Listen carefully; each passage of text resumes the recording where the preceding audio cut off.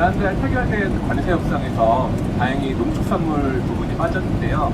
여전히 그에 대한 미국 측의 요구가 있는 것으로 알려졌습니다. 근데 이에 대한 우리 정부의 입장이 이것은 절대 내어줄 수 없는 영역이라고 계속 보시는 건지, 아니면 자동차 관세 같은 걸 15%에서 다소 낮출 수 있다면 특산물로 활용할 수 있는 카드로도 볼 수 있는지에 대한 대통령의 말씀 부탁드립니다. FTA 협상이 체결돼서 각 국가의 국회 승인을 받아 정식 조약으로 도장을 찍은 다음에도 언제든지 이건 불만이니까 바꾸자라고 하는 요구가 있을 수 있고, 또 실제 저번 트럼프 일기 때는 일부 바꾸기도 했습니다. 지금도 이 협상 결과가 대한민국에게 꽤 유리하게 된 거 아니냐라고 생각하는 그런 미국 측 시각이 분명히 있고, 또 그래서 좀 바꾸자라고 하는 요구도 미국에도 각 부처 단위로 생겨나고 있기도 합니다.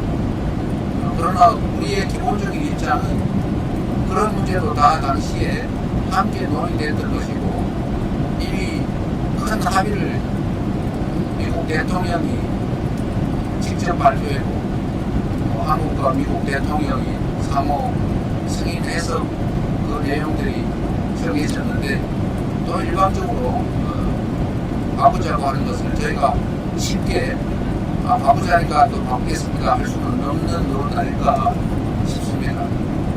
언제나 자국의 이익을 극대화하기 위해서 또 새로운 요구, 자신들한테 유리한 요구를 하기 마련이죠. 또 우리 입장에서도 끊임없이 대한민국에게 유리한 새로운 의제를 제기하거나 또 기존의 합의를 쉽지는 않지만 우리에게 유리하게 바꾸려고 노력도 우리도 합니다.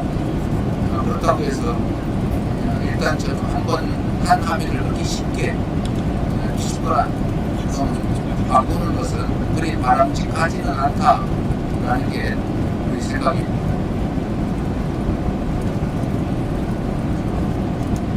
네. 사실 기자분들이 아주 많이 기다려서 좀 더 하겠습니다. 네.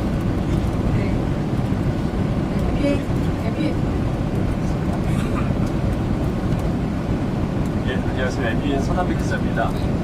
다소 무거운 질문 하나와 가벼운 질문 하나를 드리고 싶은데, 가벼운 거부터 하시죠. 지난 취임 후 80여일 동안 정말 누구보다도 정신없이 열심히 일해온 대통령이라고 말씀을 드릴 수 있을 것 같은데, 체력적으로 힘들지는 않으신지, 평소 체력 관리는 어떻게 하시는지 좀 한 말씀 듣고 싶고요. 그리고 한 가지 더 질문은, 이번에 짧은 준비 기간이었기 때문에 한일 정상회담에서는 과거사 문제에 대한 구체적인 내용까지는 공동 언론 발표에 담기지 않았었던 것 같습니다. 하지만 이 문제는 이 정부에서도 반드시 좀 짚고 해결해 나가야 하는 과제 중에 하나일 것이기 때문에 앞으로 이 문제를 어떻게 다뤄가실 것인지 여쭈고 싶습니다. 무슨 힘드냐라고 위로 말씀해 주신 점에 감사드립니다. 해보고 싶던 일을 하고 있는 중이기 때문에 체력적으로 힘든 게 사실이지만 정신적으로는 전혀 힘들지 않고 매우 즐겁습니다. 물론 현안 하나하나마다 스트레스도 엄청나고 가끔씩 이빨이 흔들리기도 하고 하지만 누군가는 해야 될 일이고, 또 제가 그 중요한 일을 누가 맡았을 때보다 더 잘할 수 있고 또 잘하고 있다라고 자부하기 때문에 정신적으로는 즐겁긴 합니다.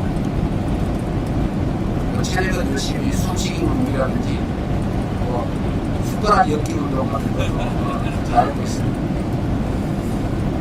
한일회담 관련해서는 우리 대한민국 국민들 중에 또 일각에서 문제 지적을 하고 있는 거 알고 있습니다. 문제 지적 당할 것도 각오했습니다. 일이라고 하는 게 한꺼번에 우리가 만족할 수준으로 완전하게 다 해결되면 가장 좋지만 세상에 그런 일은 없죠. 언제나 상대가 있기 마련이고, 또 상대 입장에서도 자신들에게 유리하게 완벽하게 문제를 해결하고 싶죠. 이럴 때 모두를 만족시킬 수 없다면 아무것도 하지 말자라고 하는 게 사실은 정치권에 많이 있는 풍조 중에 하나입니다. 비난을 받더라도 또는 불충분하다고 비판받더라도 할 수 있는 걸 해야죠. 우리가 지금까지 한 일 중에 손해본 건 없지 않습니까? 얻은 건 있지. 한꺼번에 더 많이 완벽하게 얻지 못했다고 해서 그 일부 얻는 행위조차도 하지 않으면 친척이 없지 않습니까? 저도 수없이 한일 관계에 대해서는 이런 말씀을 드렸습니다. 과거사 문제나 영토 문제 분명히 있고 시정해야 한다. 그러나 그 문제가 해결되지 않았다고 경제 문제, 안보 문제, 기술협력 문제, 기후 사회 문제, 국민들 간의 교류 협력 문제를 다 행개치일 필요는 없지 않느냐라고 말씀드렸습니다. 제가 국정을 맡기 전에도 이런 얘기는 많이 있었죠. 소위 투트랙으로 가야 한다.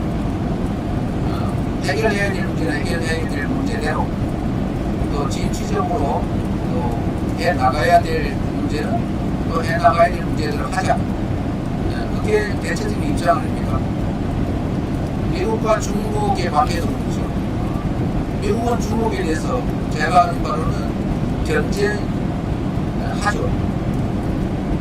경쟁하죠. 대결도 하죠. 그러나 또 한편으로는 협력할 것 협력하고 있습니다. 지금 이 순간에서 완전히 적대화되지가 않아요. 필요한 걸 얻기 위해서 서로 협력하지 않습니다. 국가 관계는 그런 거죠. 개인 간의 관계도 마찬가지 아닙니까? 완전히 모서 주고 담싸우면 나밖에 안 남죠. 친한 사람은 더 친하게, 미운 사람은 미운 점은 미운 점대로 대처하더라도 협력할 건 또 협력해야 되는 게 사람관계 아닌가 싶습니다. 그래서 대일 관계도 저는 과거사 문제에 대해서도 약간의 진척은 있다고 생각해요. 손해본 건 없다. 약간밖에 얻지 못했다. 그러나 다른 건 또 많이 얻은 게 있지 않습니까? 상호 간의 신뢰와 기대를 높였다. 앞으로 사회 문제, 그 다음에 기술 협력이나 또는 환경 문제, 기후 문제 등등에 관한 협력을 강화하기 위해서입니다. 실제 필요가 있죠. 제가 일본 측에도 거의 그런 얘기를 했는데, 한미일 협력도 중요합니다. 한일 협력도 중요합니다. 한미 협력도 중요합니다. 일미 또는 미일 협력도 중요하죠. 그러나 그런 한편으로 우리가 다른 주변 국가의 관계를 완전히 적대적으로 전환할 필요는 없다. 그런 정도의 지도 동의를 받은 소득이 있는 겁니다. 과거사 문제는 제가 이렇게 말씀드렸습니다. 서로에 대한 이해를 높여야 한다. 서로에 대한 배려를 키워야 한다. 지금은 비록 적게 시작하지만 이해하는 폭이 넓어지면 배려가 깊어지면 이런 과거사 문제에 대해서도 훨씬 더 전향적인 조치가 가능하다. 그쪽도 동의합니다. 그러니까 지금은 첫 술이니까 첫 술에 배우려고 하면 체하는 수가 있지 않겠습니까? 조금만 시간을 주시면 훨씬 더 나은 성과를 만들어낼 것이고, 과거사 문제나 영토 문제 등에 있어서도 더 가시적인 더 나은 성과를 만들어낼 수 있을 거라고 생각합니다.